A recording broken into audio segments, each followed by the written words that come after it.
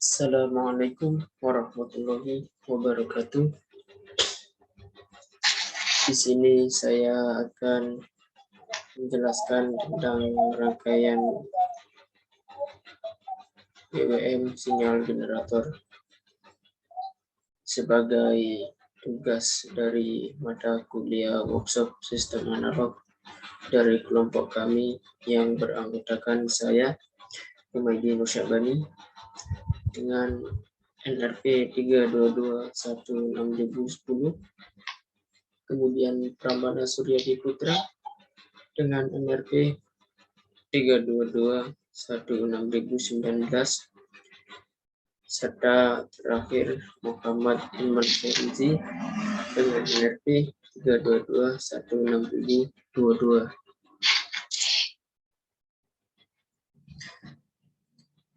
Rangkaian PWM generator PWM atau yang dalam bahasa Inggris disebut pulse width modulation, dalam bahasa Indonesia dapat diterjemahkan sebagai modulator lebar pulsa.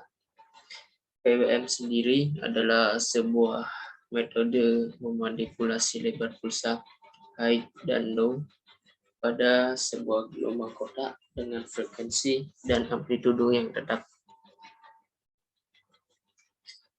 Lebar pulsa PWM disebut juga duty cycle atau siklus tugas yang biasa dinyatakan dalam persen, sehingga semakin tinggi siklus tugas atau duty cycle-nya dalam persen, maka lebar pulsa high-nya juga akan semakin lebar. Terdapat banyak cara untuk membangkitkan sinyal PWM. Sekarang rangkaian PWM banyak menggunakan microcontroller seperti AVR dan Arduino, karena dari beberapa microcontroller tersebut memiliki banyak pin untuk output PWM-nya.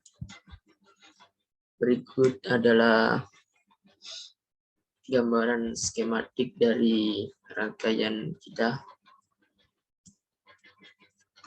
Kemudian cara kerja dari rangkaian kita, yang pertama, pada rangkaian di atas terdapat IC 555, resistor 1K dan 470, dan 3 buah dioda 1N 4007 dengan potensiometer bernilai 10K dan kapasitor C1 dan C2 bernilai 10 nanovolt dan kapasitor C3 bernilai 100 nanovolt.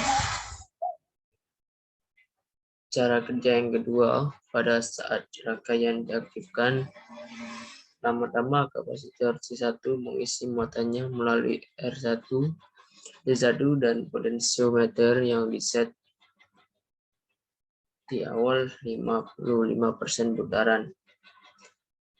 Pada saat kapasitor mengisi muatannya sehingga tegangan pada C1 lebih dari 2/3 kali VCC. Artinya, jika tegangan sumber ada 5 volt, maka C1 akan mengisi muatan hingga tegangannya 2/3 kali 5 sama dengan 3,33 volt. Cara kerja yang ketiga, pada saat kapasitor mengisi output pin kaki 3 adalah high. Saat tegangan pada C1 lebih sedikit saja dari 3,33 volt, transistor internal yang berada pada pin 7 akan aktif sehingga muatan pada C1 dibuang ke kaki 7 melewati potensiometer yang diset 45% dan D2.